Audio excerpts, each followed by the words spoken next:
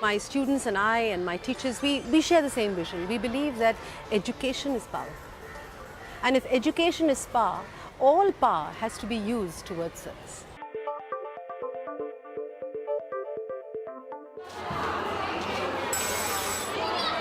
People who come into my school understand that it's not only a laboratory for academia, so to speak. It is a space where we will be having connections with children, where children from the community will be coming in, where we'll be dealing with the underprivileged, where we'll be having international programs, where we'll be touching the lives of so many people and so many aspects of growth and development. A lot of my children are very keen on making films, because they feel that when they make films, they make videos, they connect with, through the use of audiovisual aids, they go out more, they see the real world more. And they've always told me that when they do these kind of projects, they grow.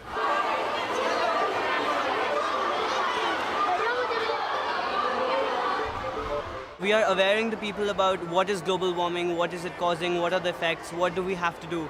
And like carbon footprints is a way to measure global warming. So by telling the people and telling them small issues like you can switch off the fan, you can switch off the electricity, that really helps. What about the video? Why is that a good idea to use video to teach? Basically, everything is theoretical. You just keep doing in the books that global warming is this and this is the ways to combat it, solutions, but we don't do anything practically. So this is a step, this is a measure by us that we're making this video so that let people know that yeah, we're doing something actually.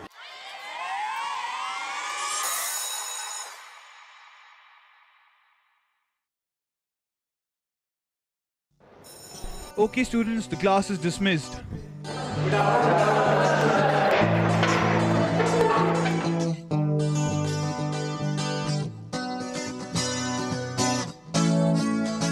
Sahil, you still there?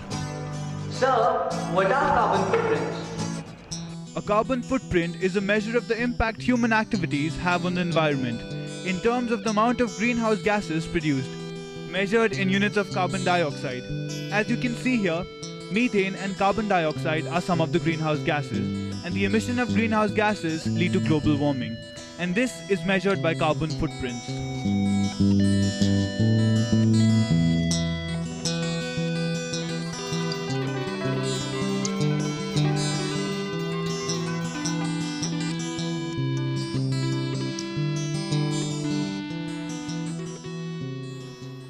What are emissions? Emissions are gases and particles released into the air as byproducts of a natural or man-made process. One of these processes is the burning of fuels. Worldwide emission levels have increased over the past 200 years. Can you give me some reasons why? Industrial activity? Sir, what do you think about transportation? Yes, industrial activity and transportation are the main causes of this significant rise. One of these processes is the burning of fuels to create electricity and other forms of energy. The emissions from burning fossil fuels contribute significantly to global warming and poor air quality. A small set of emissions are responsible for the majority of human impacts on climate change and health. These gases and particulates come from a variety of sources and can be categorized as the greenhouse gas emissions and air quality emissions.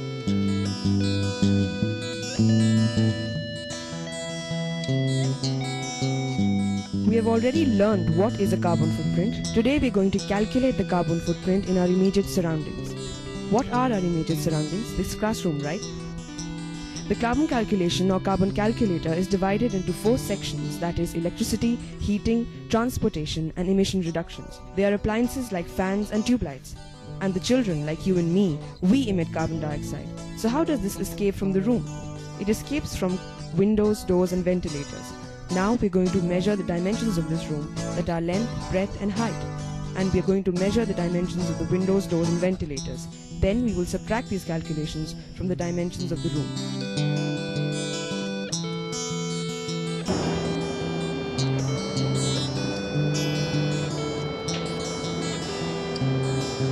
Save money and help the climate.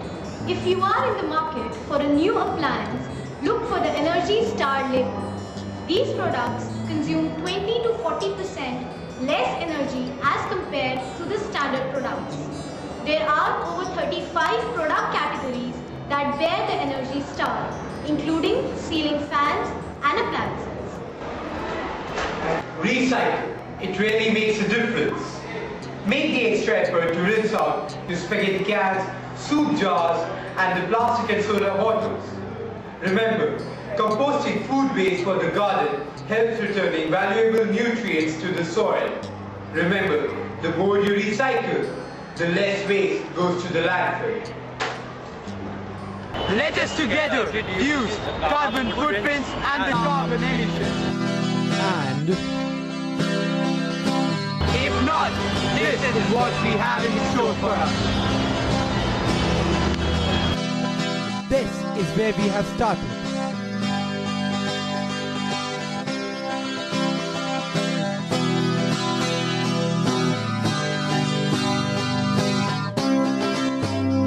And this is where we end.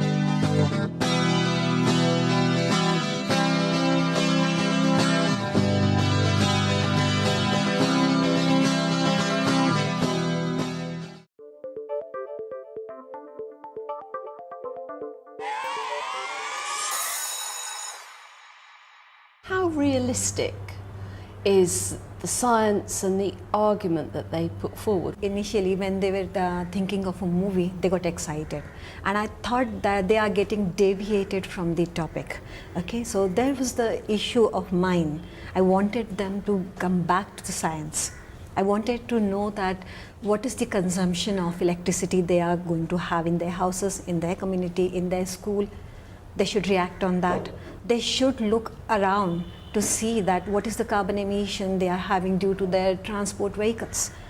But instead of that, they were happy to take a camera in their hand and just move around and just looking at the emission of the gas or the movement of the bus. So it was a little bit difficult for me, but at least when I convinced them that this is the one, this is the message we have to give to the community, to the students, and if this is your future, if you don't work right now, Earth is going to sink. Nidhi, you worked together, didn't you? Yes. What kind of role did you play in it?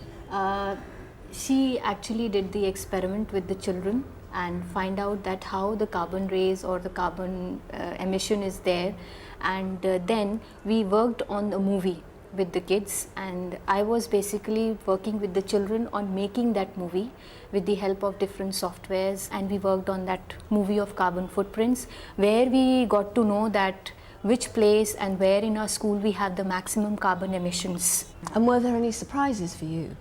Yeah, they were really. The first surprise was my computer lab only, when I saw the result and I saw the graph is going like this for the computer lab. I generally thought it would be in bio lab or in chemistry lab, something like that. But it was a real shock for me when I saw the the results, and the children showed me, ma'am, this is the graph, that you can see the graph going like it was the highest in my lab. Has anything changed in the school since this project was undertaken? At many levels, changes happened in our school, and I think even the fact that it permeated down to my management. Because I remember that when the children came up to me and they all rushed to me and they said, you know, the worst place that has these carbon emissions is your computer room, ma'am. Yeah. And I said, don't tell me. I thought it was the chemistry lab. They said, never. It's the computer room.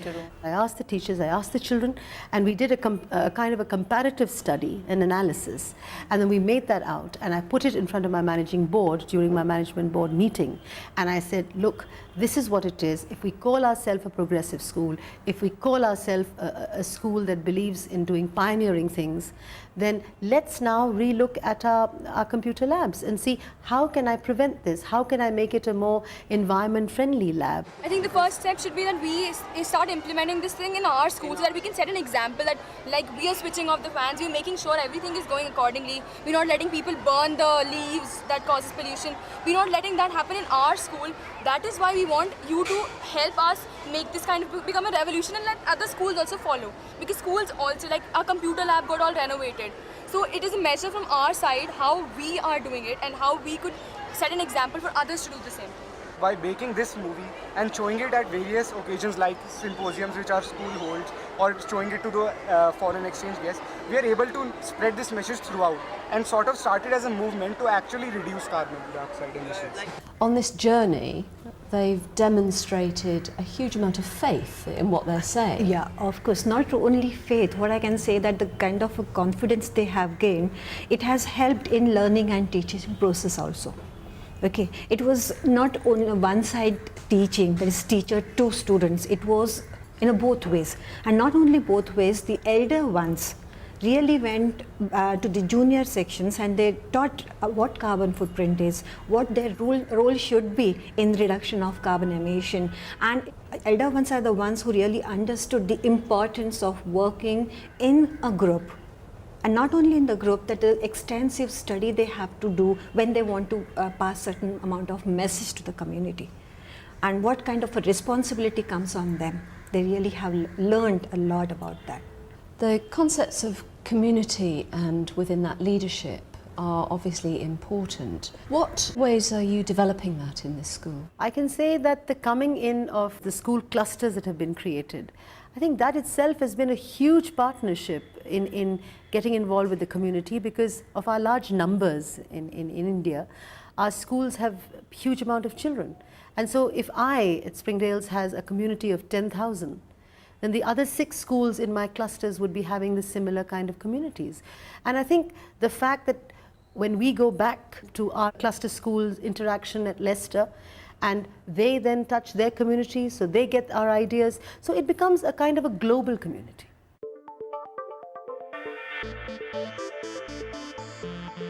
Rishabh, so great film. Thanks. Really liked it. Particularly like the beginning with the little animated footprints. So Thanks. How did you go about doing that? We took a white snapshot of the board, and the next thing I had to do was get the footprint right. That's great. I had my friend Sahil drawing me the footprint, and then we just took a snapshot of it. And then what did you do?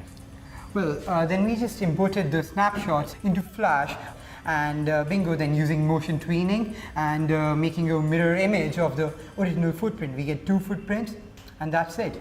And we get this. It's great that you can do that, and I think that what some filmmakers will find though is that might be too complicated for them. And there are other ways to achieve it. They can just record a couple of footprints that they've drawn on the board, rub them out, repeat that a couple of times, and then in their edit they can just mix between them, and that has the same kind of look. Saves you the headache. Which is great. Yeah. Thanks a lot. Do you really believe it makes a difference just with a couple of people switching off lights or fans or planting a tree? If you look at this, if I sort of switch the lights at my home, it won't make a mess. But if the I guess the 1 billion population of India does it, it makes a lot of difference.